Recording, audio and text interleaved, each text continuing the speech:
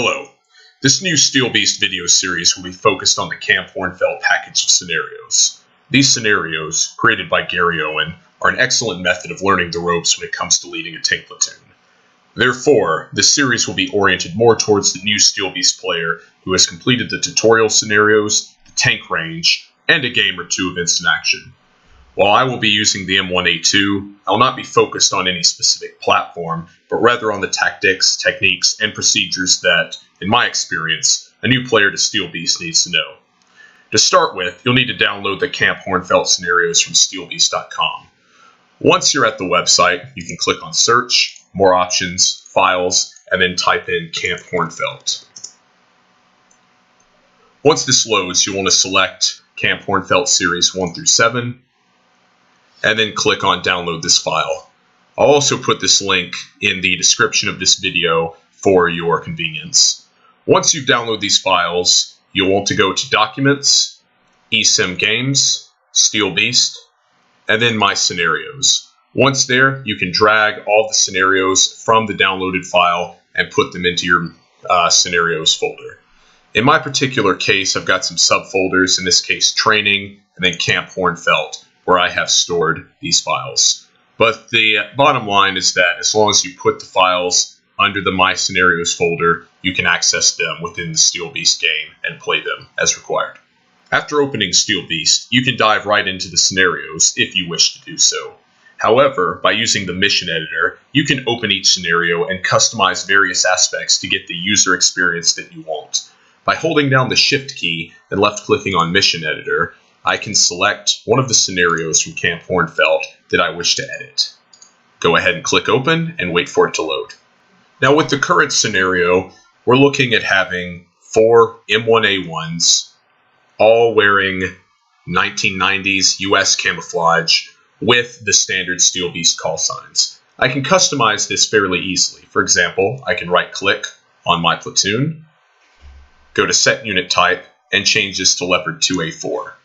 I can then go under Options to Camouflage Schemes to Blue, and change this, for example, to Austria or AT. Finally, I can customize this by going to Unit Call Signs, go into the default call signs, selecting Import, and then selecting a call sign template that I'm familiar with, in this case, US. I can click OK, and all of the call signs will be changed as required. I'll go ahead and go into the 3D view and show you what this looks like as soon as it loads. Now with this loaded, as you can see, we now have a tank platoon of Leopard 2A4s, and additionally the camouflage scheme has changed to Austrian. Now in this case they look very similar to the US tankers due to the fact that they do not have custom models, but if you download any mods related to that, they will appear based on the camouflage scheme. Now of note, however, is that the other units within Alpha Company remain M1A1s. Now to change these, you'll have to manually select each of them as we did with our platoon and change them to Leopard 2A4s. This will add realism to your scenario if you're choosing to use another platform besides the stock M1A1. Now of note with these scenarios is that they are designed for using the M1A1. Therefore, if you're using dramatically older tanks such as a variant of the T-72 or the Shot Call, this is going to give you a less than ideal playing experience based on the dramatic increase in the difficulty curve. Now that everything is to your liking, what I would do is go ahead and go to Map and refresh the map itself. Now the reason for this is these scenarios are over 10 years old, and there's been some errors reported when making changes in the mission editor, namely bridges not lining up properly with the terrain and being usable. So I'll go ahead and click No on Replace Theme. And at this point, I can go ahead and save my scenario. One final caveat prior to doing that, however, is you can also right-click on your vehicle itself and go to Ammunition, and then based on the year or the type of ammunition, you can actually change that. So say, for example, I wanted to be using an export version of the M829 Alpha 3. I can select that, and I can also use these ammo quantities and ammo types for all units, which are Leopard 2A4s on our side. And if you go to other units, you can see that they're using the exact same type of Sabo ammunition. So now that that's complete, I can save the scenario, and we'll go ahead and dive into scenario number 2, which will be the first one I will cover in this series. Normally, new players to Steel Beast attempt the Camp Hornfelt scenarios in order. With that being said, I recommend starting with Scenario 2, Destroy an Inferior Force. Scenario 1, Tactical Movement, is actually quite a challenging scenario, even for an experienced player, so I recommend going back to that one after playing 2 or 3 other scenarios within the Camp Hornfelt series, so that you can start to get the hang of leading a tank platoon. For now, you can see the briefing on the screen. You can pause the video and read that if you would like. However, based on this scenario itself and the briefing, there are really 2 tasks that my tank platoon need to perform. Task number 1 is going to be conducting a tactical road march from our start position to Battle Position Junior, which is going to enable Alpha Company to establish in that battle position. Now, task number 2 is that on order, we'll conduct a hasty attack to clear enemy forces from phase line Jimbo to phase line Mac, which is going to enable Alpha Company to maintain freedom of maneuver and establish in Battle Position Junior. Since we do not know the time or the location where the enemy is going to attack, we'll have to react rapidly with very little time for planning. To help us with this, we will use Deploy and Report, develop the situation, choose a course of action, and then execute a course of action upon our scouts gaining contact with the enemy. To begin with, I'm going to give the order to conduct a tactical road march. To do this, I will right-click on my tank platoon, go to New Route, and select March. By holding down the Shift key, I can lock our movement to the roadways, which will increase our speed. Once I'm satisfied with where I want them to go, I'll look over the route. I can right-click and set the speed to top speed to increase our rate of movement. Now, there's a few things that we want to do to begin with. Looking in the 3D view, you can tell that my tank platoon is currently in a line formation and oriented towards the northwest. Now, that means that at the start of the scenario, these tanks will need to go into a column formation, turn towards the southeast, then get on the road before executing the road march. To speed this up, I can select my tank platoon, and by clicking this circle, I can drag it so that my tanks are now oriented towards the southeast. Additionally, I can further speed up the amount of time that it will require us to execute this movement by setting the formation to a column or a file. So you can see my tanks are now in marching order and will execute this command much quicker. The last thing, however, is that we're currently in a guard tactic, meaning that upon the start of this scenario, our tanks will not automatically begin moving. We'll have to give them that command. However, by selecting None, as soon as I begin this scenario, my tanks will immediately begin executing their march order. So let's go ahead and start the scenario. And as you can see, my tank platoon has immediately begun its movement. We are in a column formation, and we are traveling at the top rate of speed. And our company commander is telling us to execute SP and move out to Jimbo, which we are currently doing. Now, to talk a bit about what will happen when we encounter the enemy. As mentioned before, there are 4 steps we'll go through. Step number 1 is deploy and report. In this particular case, we're really getting the initial information for where the enemy is, and this is going to be given by our scouts. In the event that we make first contact, what we would do is deploy into a wedge formation or a line formation, depending on the terrain as well as the tactical situation, and then report that information up to higher, that being our company commander. The next that we'll look at is conducting development of the situation. In this case, 1, that's identifying where the enemy is located. 2, determining the effects of the terrain, both at our position and at the enemy's position, in addition to what terrain we'll need to maneuver through in order to gain and maintain contact with the enemy. Also, we'll want to look at the assets that we have available. In this case, we have both fires and effects, which is of course going to be indirect fires, and we'll also have maneuver, which is our platoon of 4 M1A2 tanks. We'll want to figure out quickly how to employ both of those. Once we've figured that out, we're going to choose a course of action. Now, this is going to be based on the enemy situation, the terrain, what assets we have available, how close the nearest friendly forces are, etc. But since this scenario is entitled Destroy an Inferior Force, that is going to be our course of action.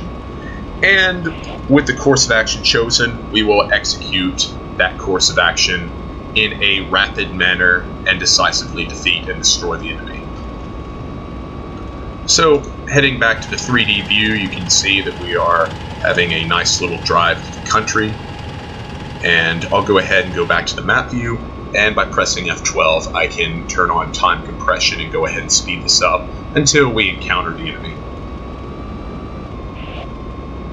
Okay, so our scouts, pony number 2, contact Yankee 08, right 7 add 2, that is right 700 meters and up 200 meters. So 08, so we're basically looking at the enemy being in the vicinity of this intersection.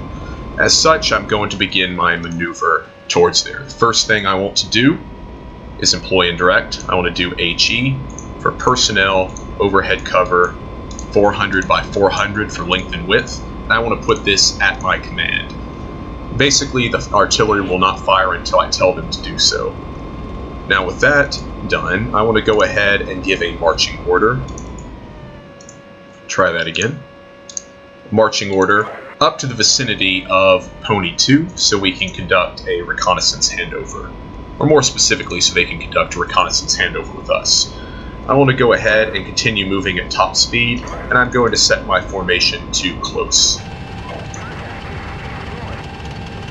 And at this point, Battalion HQ is informing us that there is one enemy PC, likely a BMP-2, that Pony 2 has encountered. Now, there are multiple different options that I could use for formation.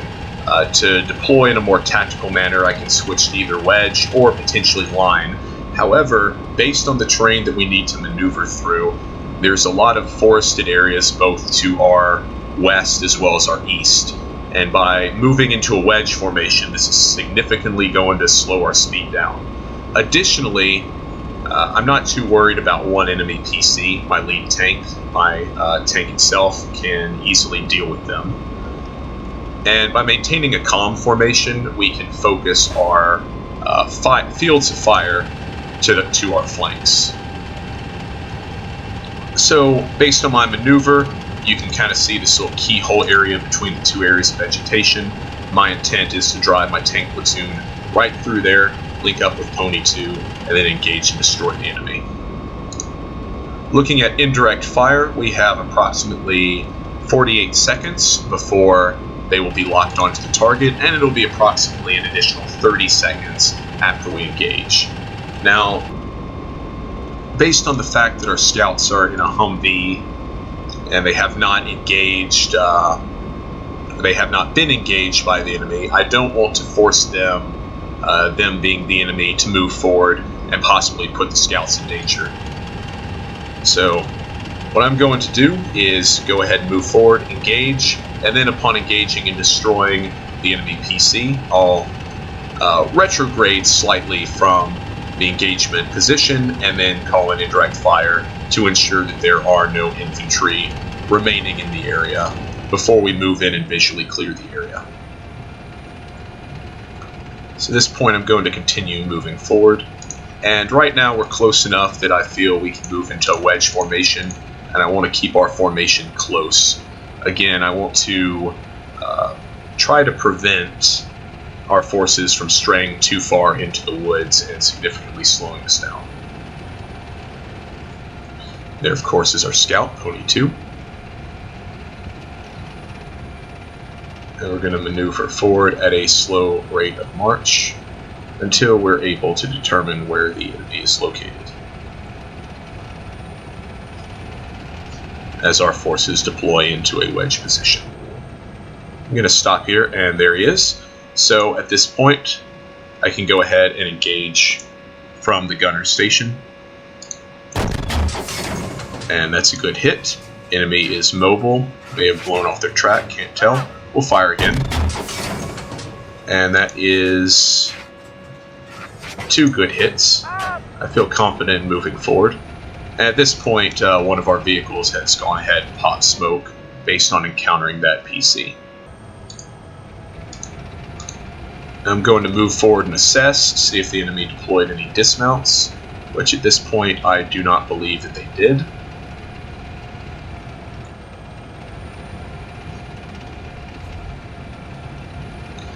And as you can see from deploying in a wedge formation within this wooded area, we're definitely having some delays based on our forces having to maneuver in position, and that's generally expected when you're in an area like this. So even though a wedge formation may be the textbook answer, it's not always the best answer when it comes to being on the ground itself.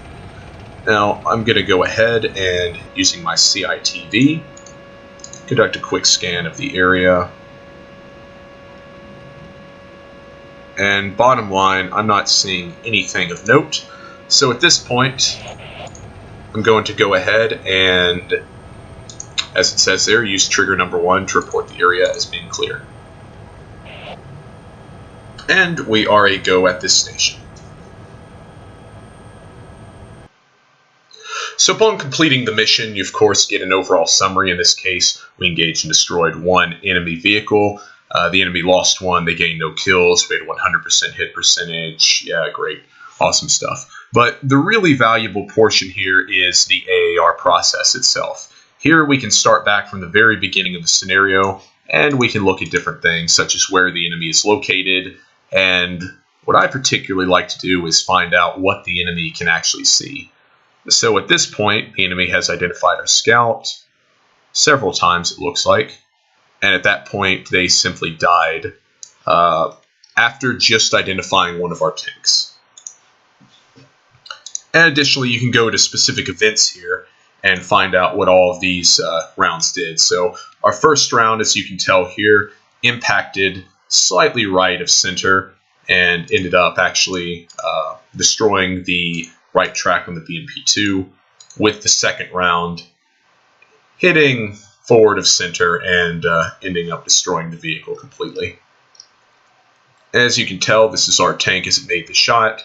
This is the vicinity, and based on that smoke, I'm going to assume... I'm not sure if our Humvee has the capability of popping smoke, but that was definitely executed at some point. Or actually, potentially what it could have been is BMP-2s are designed, and many Russian vehicles are designed in this manner, to actually fire smoke forward of their positions to aid in the offense. So we may have actually encountered the BMP-2 firing smoke, which just happened to land exactly at the position of our platoon.